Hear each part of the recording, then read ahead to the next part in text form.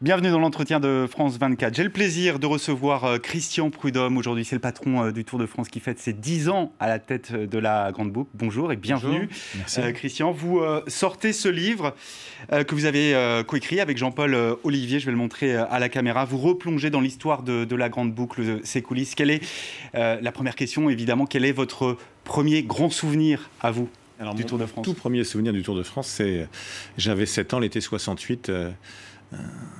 Quelqu'un à lunettes, happé par la foule, entouré de photographes. Et en fait, j'ai su ensuite qu'il s'agissait de Yann Janssen, le premier coureur hollandais vainqueur du Tour, à l'arrivée du Tour 68. Mais j'ai commencé à suivre à partir de ce moment-là.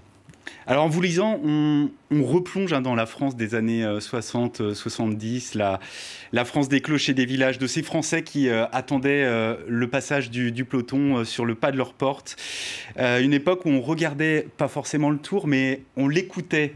Surtout oui, et avant tout, le transistor collé à l'oreille. Oui, bien sûr. Le Tour de France, c'est une histoire des journalistes, puisqu'il a été créé par la presse écrite, le journal L'Auto, l'ancêtre du journal L'Équipe, qu'il a été popularisé formidablement par la radio, qui est le média du rêve, et qui est aujourd'hui magnifié par la télévision, parce que les images du Tour partent partout dans 190 pays. Mais c'est vrai que moi, quand j'étais gamin, il y avait un peu de presse écrite, un peu de télé et beaucoup de radio.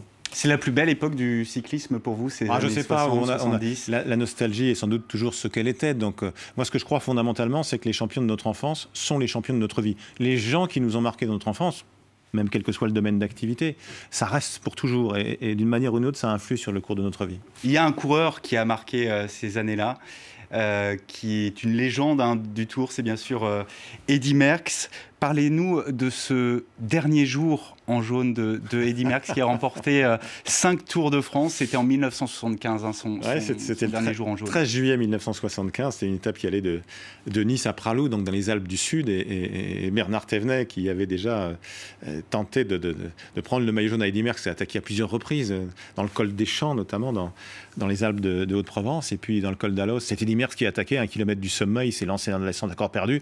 Une descente de folie, puisque une voiture est même tombée dans la ravin. La retransmission télé ne fonctionnait plus, on ne savait pas bien ce qui se passait.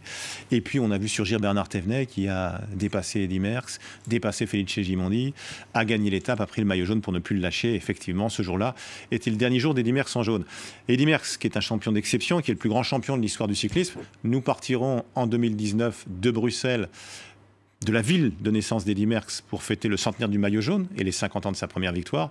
Mais Eddy Merckx est un homme généreux et j'ai la chance de le côtoyer, de le voir souvent.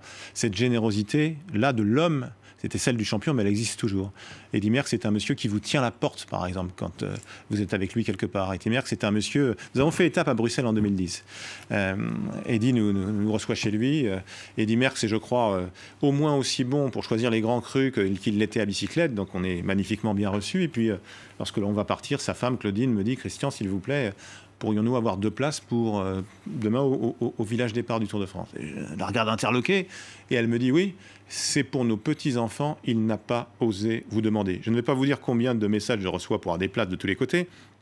Le plus grand champion de l'histoire n'avait pas osé me demander parce qu'il est humble et qu'il est généreux. Et c'était une formidable leçon. Et qu'il est simple. Vous comprenez que pour ma génération, l'image, elles sont un peu différentes. Moi, j'ai grandi avec... des scandales, l'affaire Festina en 1998, les années Armstrong, les années noires, le dopage. Est-ce qu'un coureur comme Lance Armstrong, l'américain, est-ce qu'il a mis en péril ce monument, cette institution qu'est le Tour de France? Ce qui est sûr en tout cas, c'est qu'il fallait que le Tour ait des racines solides pour résister à tout ce qui lui est arrivé. Le Tour, c'est la plus grande compétition cycliste au monde, c'est la plus grande épreuve itinérante sportive au monde, annuelle. Mais c'est bien plus que ça. C'est du lien, ce sont des sourires au bord de la route de partout. Et ça... continuer toujours. Et c'est cette force-là qui a permis de continuer. Donc le Tour, oui, je ne vais pas vous dire qu'il est capable de résister à tout, mais il faut quand même bien se dire... À ce moment-là, il a vacillé quand même. Non, il faut bien se dire que seule la guerre mondiale, à 2 reprises,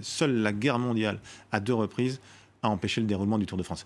Et ça veut dire quelque chose. Donc, souhaitons longue vie au Tour de France, parce que même si ça n'est pas toujours simple au quotidien, qu'il y ait la paix dans nos pays, c'est plutôt pas mal. Je crois qu'il y a à peu près 12 millions de spectateurs qui se massent tout au long des 3500 km, à peu près, oui, à la louche, chaque année sur les routes de France pour suivre le peloton. C'est évidemment, il fait partie du patrimoine français. L'événement populaire est gratuit pour le public, incontournable également pour les présidents. Il faut en être, il faut venir. Et parmi les différents présidents, il y en a un qui adore le Tour de France et qui est venu plusieurs fois, c'est Nicolas Sarkozy. Oui, il est venu comme maire de Neuilly. D'ailleurs, la première fois où il est venu sur le Tour, c'est sur la fameuse étape de l'Alpe d'Huez 86 où Bernard Hinault et Greg LeMond finissent main dans la main. Il est venu comme ministre de l'Intérieur, il est venu comme ministre de l'Économie, il est venu comme président de la République, il est revenu après. Donc oui, c'est vraiment un passionné de vélo. Et d'ailleurs, quand il est dans la voiture, il parle de la course, des champions qui sont devant ou qui sont lâchés, des écarts. Il vit complètement la course. Il a une bonne analyse. Oui, vous voulez sans doute me faire parler de l'arrivée au col du Tourmalet en 2010 où l'Espagnol Contador et le Luxembourgeois Anthony Schleck étaient échappés. Nous étions juste derrière eux, donc avec le président Sarkozy dans la voiture. Et Nicolas Sarkozy a dit Contador va attaquer. Et mon pilote, qui est un ancien coureur du Tour, Gilles Maignan, lui a dit Monsieur le Président, je ne crois pas. 2 minutes après, Contador a attaqué. Donc là, on a vu le président boxer comme ça. Gilles Maignan qui était devant lui disant je te l'avais dit, je te l'avais dit, je te l'avais dit, je le savais. Ouais. Et en juillet 2016, l'an dernier, il y a un ministre qui est venu sur le Tour. Il était ministre de l'économie et il vous a fait cette confidence. Oui. Je vais m'échapper. Oui, nous étions donc en voiture puisque Emmanuel Macron était monté au col du Tourmalet. Donc ensuite, il y avait le col de Peyre-Sourde et au col, au sommet, Chris Froome, qui était à côté de Nairo Quintana, a attaqué, s'est lancé à corps perdu dans la descente et a gagné l'étape. Et quelques minutes plus tard, au pied du podium, Emmanuel Macron m'a dit « Moi aussi, je vais faire mon échappée ». Et pourtant, il n'y a plus beaucoup d'échappées sur le Tour de France. Si, il y en a. Qui vont au bout. Si, il y en a, mais parfois pas toujours les échappées des cadors. Les raids solitaires, voilà. Il n'y en a plus du tout. Il y en a, si, mais moins qu'on ne le souhaiterait sans doute. Mais si, il y en a encore. Et il y a des personnalités, Christian Prudhomme, qui sont prêtes un petit peu à filouter pour occuper cette place à l'arrière, sur la banquette arrière, à droite. Je crois que c'est la meilleure place sur le Tour de France si vous voulez le suivre et si vous avez la chance un jour de suivre une étape dans la voiture du directeur du Tour. Des personnalités qui sont prêtes à jouer des coudes même un petit peu pour occuper cette place. Je me souviens évidemment d'un départ d'étape où Roselyne Bachelot, ministre des Sports, était là et où il y avait également le prince Albert de Monaco. Et j'avoue que j'étais très très mal à l'aise pour dire à l'une ou à l'autre, à l'un ou à l'autre, qui allait s'asseoir à côté de moi. Et donc on était à 1 minute du départ, il n'était toujours pas monté dans la voiture. Et donc je leur ai dit, il faut monter maintenant. Et d'un coup d'œil de biais, j'ai vu les deux, Albert de Monaco et Roselyne Bachelot, se précipiter sur la portière à droite. Et là j'ai vu que Roselyne Bachelot avait déposé son sac à main et donc le prince Albert est allé devant, ce qui n'avait pas dû lui arriver depuis un bon bout de temps. Mais il a été très très fair-play. Elle occupait déjà la place en bonne politicienne qu'elle est Roselyne Bachelot. On va parler du Tour de France 2017 qui va s'élancer d'un pays étranger. C'est la 22e fois, je crois qu'il y a un grand départ d'un pays étranger. Ce sera en Allemagne cette fois, du côté de Düsseldorf. Comment vous décidez du parcours, du tracé du Tour de France ? Le lieu du grand départ, en fait, c'est nous allons là où la passion nous guide. C'est-à-dire que nous allons dans des pays passionnés par le vélo, qui l'ont été, qui aspirent à le redevenir. C'est exactement le cas avec l'Allemagne, puisque l'Allemagne, il y a eu une histoire d'amour fou avec l'Allemagne, avec Jan Ullrich, seul Allemand vainqueur du Tour de France en 97. Il y a eu les affaires de dopage, donc il y a eu une période de désamour fou, et on est désormais dans une relation, je vais dire, plus adulte. Voilà, plus adulte. Avec donc ce grand départ d'Allemagne qui sera le premier depuis 30 ans, avec nous, ces dernières années, le retour de collectivités allemandes qui voulaient accueillir le Tour de France. Je suis sûr que le succès populaire sera absolument phénoménal.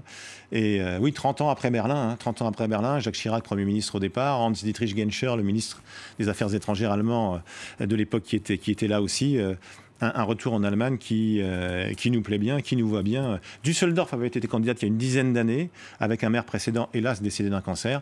Le nouveau maire Thomas Geisel a repris à son compte la candidature et nous partirons donc le 1er juillet de Düsseldorf. Mais comment vous décidez alors du parcours, du tracé ? Est-ce que vous avez des pressions, par exemple ? Parce que j'imagine que pour certaines villes, accueillir le Tour de France, c'est aussi la garantie de faire venir du monde. Alors nous avons 250 candidatures, bon an, mal an, pour les 30 à 35 places du Tour de France, entre arrivée et départ. 200 candidatures de France, une cinquantaine de l'étranger. Et c'est vrai qu'il y a un surcroît de candidatures l'année qui précède, notamment les municipales. Donc je sais que pour 2019, par exemple, on sera certainement au-dessus des 250. Ce qui est plutôt bon signe pour nous. À quoi peut-on s'attendre sur ce Tour ? Le critérium du Dauphiné qui vient de se dérouler laisse plein de points d'interrogation et j'en suis ravi. Les 3 fois où Chris Froome a gagné le Tour, il avait précédemment remporté le Dauphiné. Cette fois-ci, il est 4e. On l'a vu en difficulté dans l'école. On l'a vu beaucoup moins bon qu'à l'ordinaire dans le contre-la-montre. Ça n'est pas encore le Tour.